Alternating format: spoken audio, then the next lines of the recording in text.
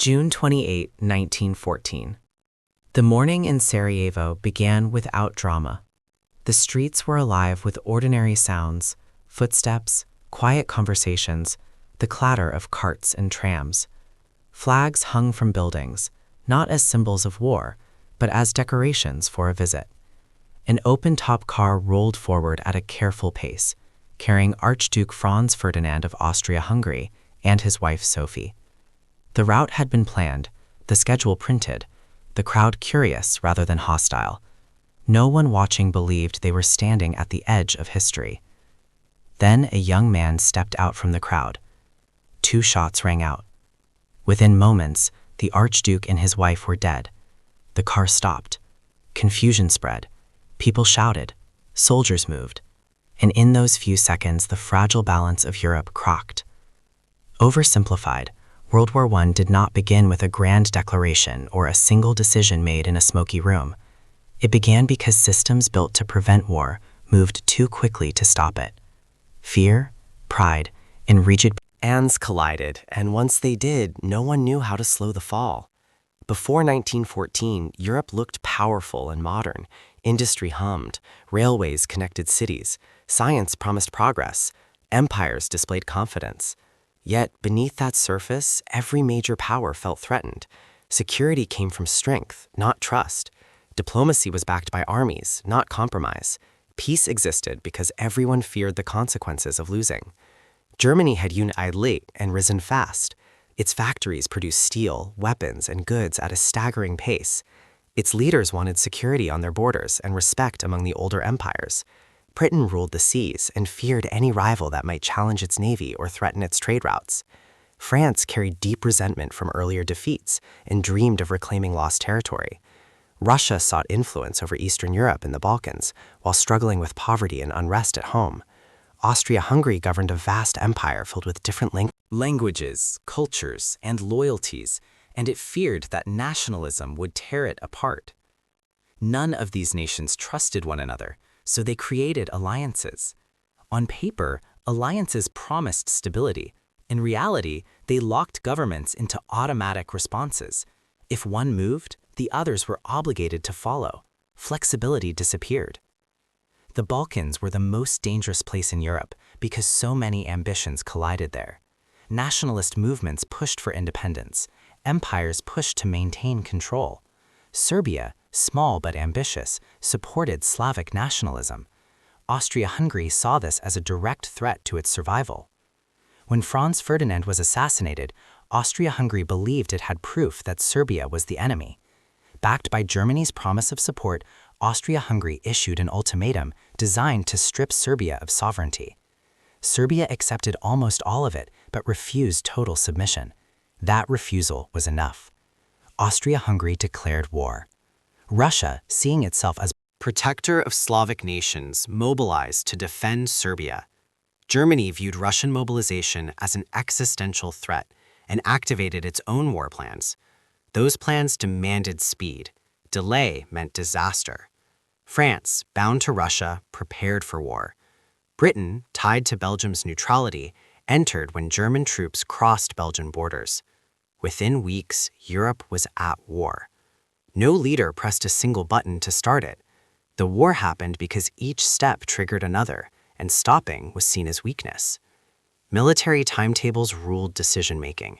Trains were already moving. Soldiers were already marching. To halt mobilization was considered more dangerous than to continue. Millions of men were summoned overnight. Civilian life paused. Farms were left untended. Factories shifted to weapons. Families gathered at stations to say goodbye, believing separation would be brief. Governments promised quick victory. Newspapers printed patriotic headlines. Bands played as troops marched away. The belief that the war would be short was nearly universal. The belief was wrong. Instead of swift breakthroughs, armies collided and became stuck. Weapons had evolved faster than strategy. Machine guns could fire relentlessly. Artillery could shatter entire areas. Yet generals still believed in mass assaults and rigid formations. To survive, soldiers dug into the ground. Trenches cut across the countryside, stretching hundreds of miles. These trenches were not temporary shelters. They became permanent homes. Life inside them was relentless. Mud filled boots and soaked uniforms. Water pooled at the bottom. Rots thrived on waste and bodies. Lice spread disease. Sleep came in short, anxious bursts. Every day was a test of endurance. Soldiers repaired damage, carried supplies, and stood watch under constant threat. Snipers punished movement. Artillery shells arrived without warning. Silence was often worse than noise because it suggested something was coming. When attacks were ordered, Red, soldiers climbed ladders and crossed open ground under fire. Barbed wire slowed them. Machine guns cut them down. Officers urged men forward with whistles and shouts. Entire units disappeared within minutes. Progress was measured in yards, paid for with thousands of lives. The war turned into a grinding machine. As months passed, new horrors appeared. Poison gas drifted across battlefields, burning lungs and blinding eyes. Gas masks became essential. Fear of invisible death haunted soldiers day and night.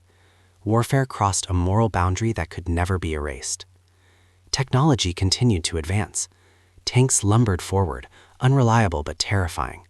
Submarines hunted ships beneath the waves, turning the sea into a battlefield. Airplanes, once curiosities, became tools of reconnaissance and combat, extending war into the sky. Yet none of these innovations brought quick victory. By 1916, nations were exhausted. Battles consumed hundreds of thousands of lives with little gain. Verdun became a symbol of endurance and slaughter. The Somme became a symbol of catastrophe. Civilians suffered as food shortages spread and economies strained under total war. Morale cracked. Soldiers questioned orders. Mutinies erupted. Governments censored news to maintain support, but reality seeped through letters, rumors, and returning wounded. The war dragged on. In 1917, the balance began to shift. Russia, battered by losses and starvation, collapsed into revolution. The new government withdrew from the war, freeing German forces in the east. At the same time, the United States entered the conflict, angered by attacks on shipping and drawn in by promises of a safer world. American troops arrived inexperienced but numerous. Their presence boosted Allied morale and signaled that time favored the Allies. Germany knew it had limited time left. In 1918, Germany launched a final massive offensive. For a moment, it looked like success was possible. Then the advance stalled. Supplies ran short. Casualties mounted. Allied counterattacks pushed German forces back. Germany's allies collapsed. Its population starved. The military could no longer continue. The fighting stopped. The war ended, but peace did not heal the wounds. The treaty that followed punished Germany harshly. Territory was taken.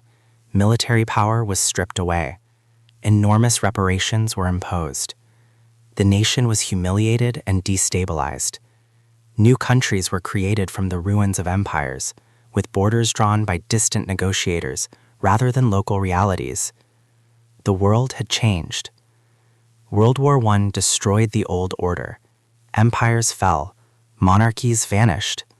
The belief that progress would prevent catastrophe died in the mud of the trenches.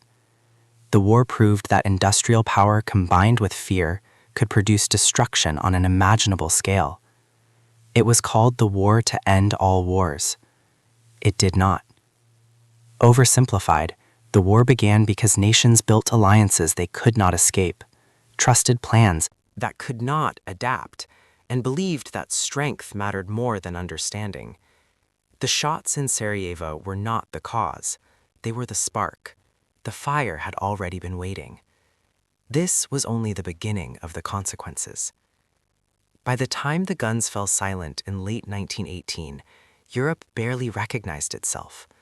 The landscapes that had once been fields and villages were now scarred wastelands of craters, twisted metal, and shattered trees. Millions of men returned home changed forever, if they returned at all. Entire generations had been cut down, and those who survived carried wounds that could not be seen. The end of the fighting did not bring clarity, it brought confusion. Across Europe, people asked the same question in different languages.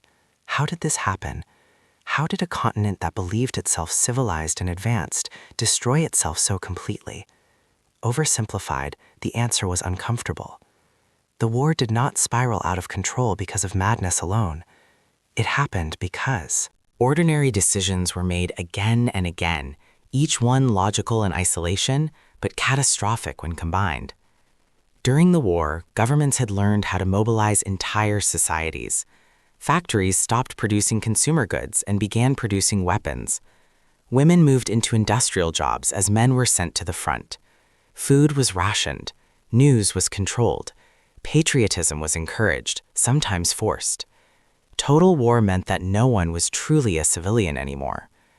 This level of mobilization changed expectations forever. Once a state learned it could direct its population and economy toward war, that knowledge could not be unlearned.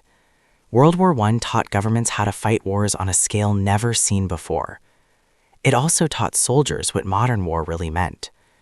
The men who returned from the front often struggled to reintegrate into civilian life. They had lived for years in constant danger, surrounded by death, noise, and fear. Peace felt unreal.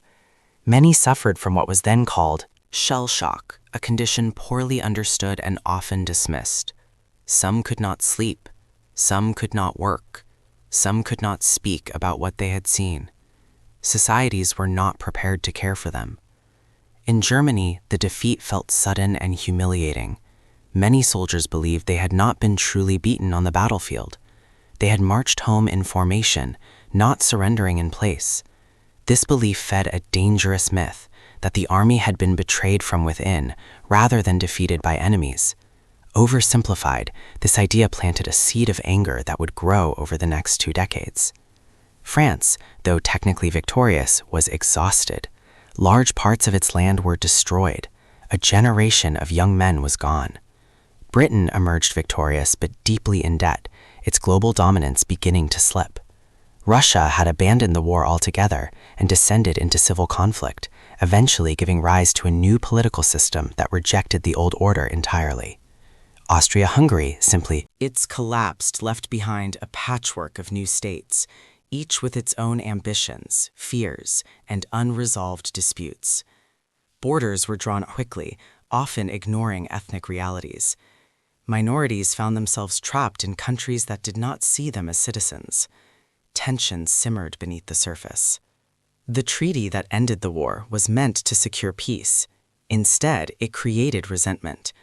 Germany was blamed publicly for starting the conflict and forced to accept responsibility. Reparations crippled its economy. Military restrictions humiliated its people. The sense of injustice spread quickly. Oversimplified, the peace punished losing nations without fixing the problems that caused the war in the first place. The League of Nations was created to prevent future conflicts, but it lacked power and unity. Major nations disagreed on its role. Some joined reluctantly, others stayed out entirely. Without real enforcement, its authority was limited. The world hoped that the horrors of World War I would be enough to prevent another catastrophe. That hope did not last long. Even as the memory of the trenches was still fresh, new ideologies began to rise. Some promised stability through order, others promised equality through revolution. Many rejected the old systems entirely, believing they had failed beyond repair. Economic instability worsened the situation. Inflation destroyed savings, unemployment spread. People looked for simple explanations and strong leaders. Fear returned, just as it had before 1914. World War I did not end history, it accelerated it. The technologies developed during the war found new uses. Aircraft improved rapidly, tanks became more reliable, chemical weapons research continued in secret. The knowledge gained from one conflict quietly prepared the world for the next. At the same time, the cultural impact of the war reshaped art, literature, and thought. Writers and artists struggled to process what had happened. Traditional ideas about honor, glory, and heroism felt hollow. The belief that war was noble died in the trenches, replaced by bitterness and disillusionment. Yet even that lesson was not enough. Oversimplified, The greatest tragedy of World War I was not just the death it caused, but the way it failed to resolve the fears and rivalries that created it. The systems that dragged nations into war remained largely intact. Alliances shifted, but suspicion endured. Military planning continued. National pride still mattered more than compromise. The war changed borders, but it did not change human nature. As the years passed, memory faded. A new generation grew up without direct experience of the trenches. The warnings left by survivors were often ignored. The belief that this time will be different returned. The world moved forward, but it did so on unstable ground. World War I showed how quickly civilization could collapse when fear replaced restraint. It demonstrated that technology could amplify human conflict to devastating levels. It revealed that systems built without flexibility could destroy those who relied on them. Oversimplified, the war began because no one wanted to be weak. No one trusted compromise, and everyone believed they could control events once they started. They could not. The lessons were written in mud, blood, and silence. Whether the world learned them would be tested sooner than anyone expected. The years after the war were filled with rebuilding, but also with denial. Cities were reconstructed, railways reopened, factories restarted. On the surface, life seemed to move on. Beneath it, however, the scars of World War I shaped every decision governments and people made, whether they admitted it or not. Millions of graves stretched across Europe. Names were carved into stone, many without bodies beneath them. Families learned to live with absence. In almost every village, there was a list of the dead longer than anyone had expected. An entire regeneration of young men had vanished, and the imbalance changed societies in quiet but permanent ways. Women had taken on new roles during the war, working in factories, offices, and farms.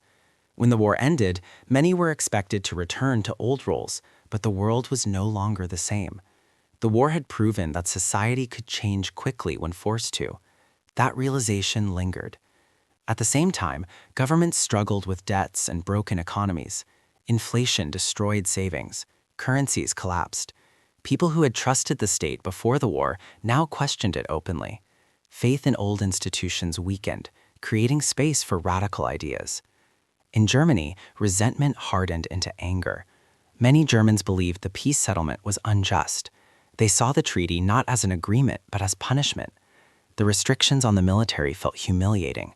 The loss of territory felt like theft. Reparations felt impossible to pay. Oversimplified, defeat became a wound that never healed. This anger did not stay contained. It mixed with fear, economic pain, and a sense of betrayal.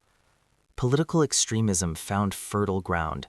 Leaders who promised strength, unity, and revenge gained attention. The past was rewritten into myths that blamed enemies and internal traitors rather than acknowledging defeat. Elsewhere, similar patterns emerged.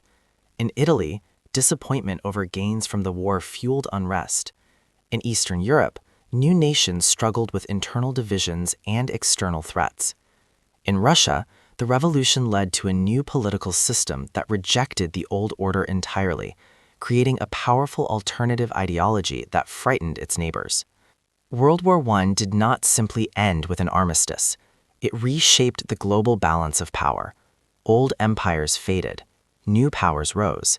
The United States emerged stronger and more influential, even as it retreated from some international commitments. Japan expanded its ambitions in Asia. The world became more interconnected and more unstable at the same time. The idea that war could be controlled had been shattered, yet military planning did not stop. Instead, it became more sophisticated. Nations studied the war obsessively. They analyzed battles, weapons, and strategies. Lessons were learned, but not always the right ones. Some believed the next war could be avoided through deterrence. Others believed the next war could be won quickly by improving technology. Few questioned whether the underlying causes of conflict had been addressed at all. The memory of trench warfare haunted those who had lived through it. Veterans spoke of endless mud, constant fear, and the randomness of death. Yet as time passed, those memories lost their urgency for people who had not experienced them firsthand. The horror faded into history books, memorials, and anniversaries. Oversimplified, forgetting began. As the 1920s progressed, the world tried to convince itself that the catastrophe had been a one-time failure. Economic Growth returned briefly. Cultural movements flourished. Optimism flickered. But the foundations were weak. When global economic crisis struck, it exposed every unresolved tension left by the war. Fear returned quickly. Governments responded by turning inward. Cooperation weakened. Nationalism strengthened. Military spending increased quietly. Alliances shifted again, echoing the patterns that had existed before 1914. World War I had taught the world how to fight total war. It had not taught the world how to prevent it. The technologies born in the trenches matured. Tanks became faster and deadlier. Aircraft grew capable of bombing cities. Submarines improved. Chemical weapons research continued in secret. Each advancement promised security while increasing the potential for destruction.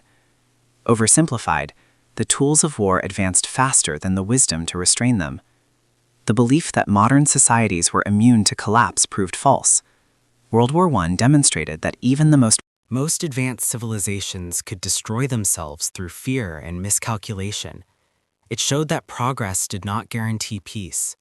It revealed that systems designed to maintain stability could instead amplify disaster. And yet, the same patterns reappeared. When the next global conflict came, many of its roots traced directly back to the unresolved consequences of World War I. Borders drawn without care became flashpoints. Punishments imposed without reconciliation became motivations. Myths created to ease defeat became weapons. Oversimplified, the First World War did not just end one era, it created the conditions for the next catastrophe. Looking back, it is tempting to see the war as inevitable, as if history demanded it. But inevitability is comforting because it removes responsibility. The truth is more unsettling. The war happened because humans made choices. Each choice made sense in the moment. Together, they produced disaster. No one planned 4 years of slaughter. No one voted for millions of deaths. The war emerged from decisions made under pressure. No one voted for millions of deaths. The war emerged from decisions made under pressure, driven by fear of weakness and belief in control. World War I teaches that systems matter, alliances matter, timetables matter, but above all, restraint matters. The shots fired in Sarajevo mattered not because they were powerful, but because they struck a system already primed to explode. Remove the assassination, and another crisis would likely have taken its place. The underlying tensions were already there. Oversimplified, the war began long before 1914. It began when nations chose fear over trust, power over dialogue, and preparation for war over preparation for peace. The consequences were written across continents. Millions died. Empires fell. The world lost its innocence, and the belief that humanity had outgrown mass violence died in the trenches. World War I stands as a warning, not because it was unique, but because it was human. It was the result of ordinary decisions made without understanding their combined weight. The lesson is simple and terrifying. Civilization is fragile. When fear spreads faster than understanding, when pride outweighs compromise, and when systems move faster than wisdom, disaster follows. That is the true legacy of World War I. Oversimplified.